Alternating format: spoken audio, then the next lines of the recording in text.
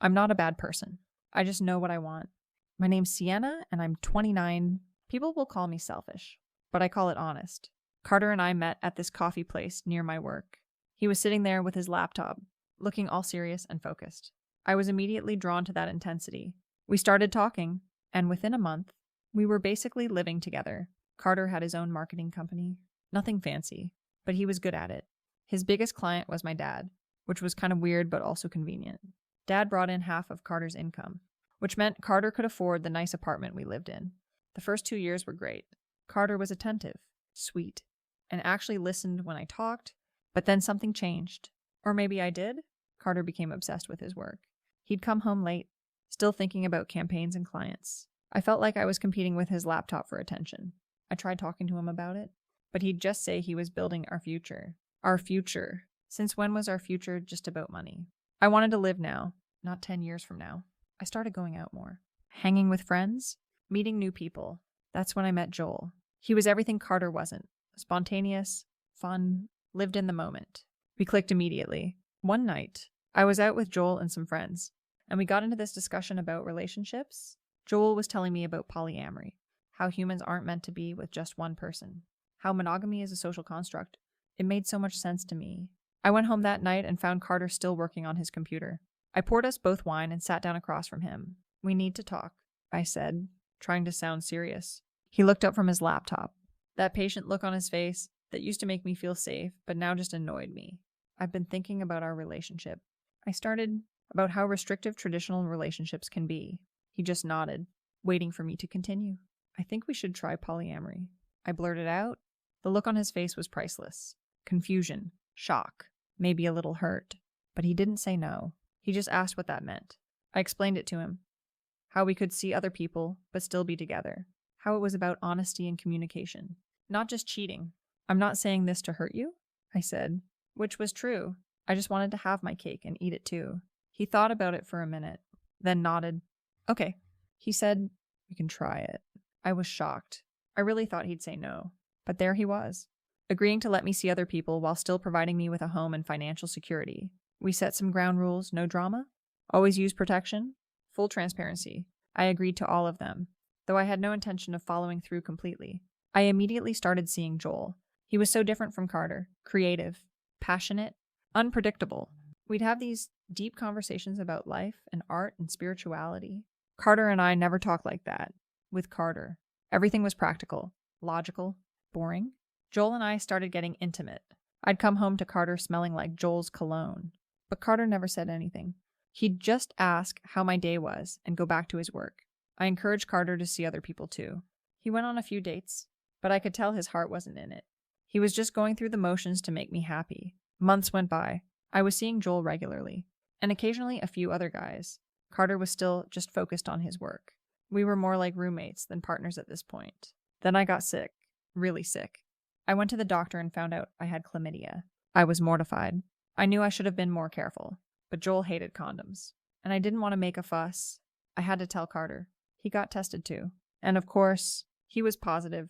He was so calm about it, which somehow made it worse. We need to be more careful, he said. Not angry, just practical. I cried and apologized. Promised I'd be more careful. He accepted my apology, but I could see the disappointment in his eyes. That was worse than if he'd yelled at me. A few more months went by. Joel was getting more serious about me. He started talking about how I should leave Carter, how we could be together properly. I was tempted, but I liked the security Carter provided. Joel was an artist, barely making enough to support himself, let alone me. Then I missed my period. I took a pregnancy test, and it was positive. I had no idea who the father was. Carter, Joel, or possibly one of the other guys I'd been with. I told Carter first. I was scared, but he was surprisingly calm. We'll figure it out, he said. Whatever you decide. I'll support you. Then I told Joel. He panicked at first, but then got excited. He said he wanted to be a dad, but only if I left Carter and committed to him completely. I was torn. Part of me wanted to be with Joel, to have that passionate, exciting life. But part of me knew Carter was the responsible choice, the one who could actually provide for me and a baby. In the end, I chose Joel. I told Carter I was leaving him, that I was in love with Joel and wanted to build a life with him and our baby. Carter just nodded. I get it, he said, which annoyed me. Why wasn't he fighting for me? Why wasn't he upset? I moved in with Joel. At first, it was great. We were planning for the baby, talking about our future, but then reality started to set in. Joel wasn't making enough money, and I wasn't working. The stress started to get to him. He became distant, irritable. He'd go out with friends and come home late, smelling like alcohol. When I tried to talk to him about it, he'd say I was being too emotional, that pregnancy was making me crazy. One day, he came home and told me he couldn't do this anymore. He said if I could leave Carter that easily, I'd probably leave him too. He said he wasn't ready to be a father, that he'd made a mistake. I was devastated. I had given up everything for him, my home, my financial security, my relationship with Carter. And now he was abandoning me and our baby. I tried to get Carter back, but he wouldn't even see me. He said he needed to move on, that he couldn't trust me anymore. I had to move back in with my parents. Dad was disappointed in me, which hurt more than I expected. Mom tried to be supportive, but I could see the judgment in her eyes. The baby was born 2 months ago, a beautiful little girl. I love her more than anything, but raising her alone is harder than I ever imagined. I had to get a job, but with no recent work experience. I could only find something part-time and minimum wage. Joel hasn't even come to see his daughter. He blocked me on social media and changed his number. He's completely out of our lives. Carter's business is doing better than ever. I heard through a friend that he's dating someone new. They seem happy. He bought a house, a real house with a yard for the dog we used to have. Sometimes I think about what could have been. If I had just appreciated what I had with Carter. If I hadn't been so selfish, maybe I'd be in that house with him and our baby. But I can't think like that. It's not my fault. Carter should have fought for me. Joel should have stepped up. They're the ones who let me down. I see Carter sometimes when I pick up my daughter from daycare. His new girlfriend drops off her nephew there. They look so happy together. It makes me sick. Last week, I asked Carter for child support. He said he'd pay, but only if I signed a document saying he wasn't the father. I was furious. How could he deny his own child? But I had no choice. I needed the money. I signed the papers, and now he sends me a check every month. It's not much, but it helps. I hate taking his money, but I have to think about my daughter. Sometimes I think about telling Carter the truth, that the baby might be his, but I can't. He's moved on, and I have to accept that. It's better this way, for everyone. I know people will judge me for what I did. They'll say I'm selfish, that I used Carter, that I ruined my own life, but they don't understand. I was just trying to be happy. Is that so wrong? I still believe in polyamory, in the idea that love doesn't have to be limited to one person. Maybe I just went about it the wrong way. Or maybe the people I was with just weren't ready for that kind of honesty. Either way, I'm alone now. Just me and my daughter. And that's fine. I don't need anyone else. I can do this on my own.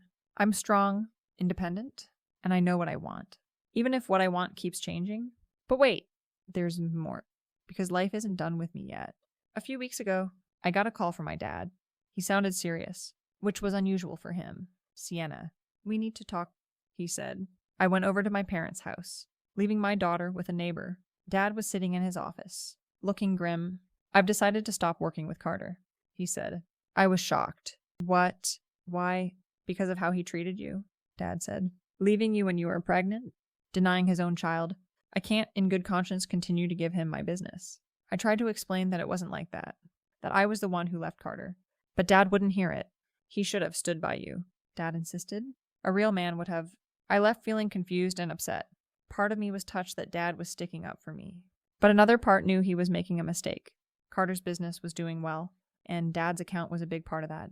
A week later, I heard from a friend that Carter had to let go of 2 employees because of losing my dad's business. He was struggling to keep his company afloat. I felt guilty, but I pushed it away. It wasn't my fault. If Carter had just been more understanding, more supportive of my needs, none of this would have happened. Then yesterday, I saw Carter at the grocery store. He looked terrible, tired, stressed, thinner than I'd ever seen him. We made eye contact, and for a second, I thought he might come talk to me, but he just looked away and kept walking. I wanted to go after him, to explain everything, to tell him I was sorry, but I didn't. What would be the point? He'd never forgive me. And honestly, I'm not sure I'd forgive him either. Last night, I was up late with my daughter, who was crying and wouldn't sleep. I was exhausted, frustrated, at my wit's end, and in that moment, I had this realization. This was all my fault. I had destroyed my relationship with Carter, ruined his business, and now I was raising our daughter alone, struggling to make ends meet. But even as I had that thought, I pushed it away. It wasn't my fault. Carter should have fought for me, Joel should have stepped up. Dad shouldn't have interfered. They're the ones who let me down, who made my life so difficult. I'm not the bad guy here. I'm just someone who knows what she wants and isn't afraid to go after it. If other people can't handle that, that's their problem, not mine. So here I am, 29 years old, a single mother, barely making ends meet, watching the man I still love struggle because of decisions I made. And I still can't admit that I'm the one who caused all this pain, because admitting that would mean admitting I was wrong. And I'm never wrong. I'm just misunderstood.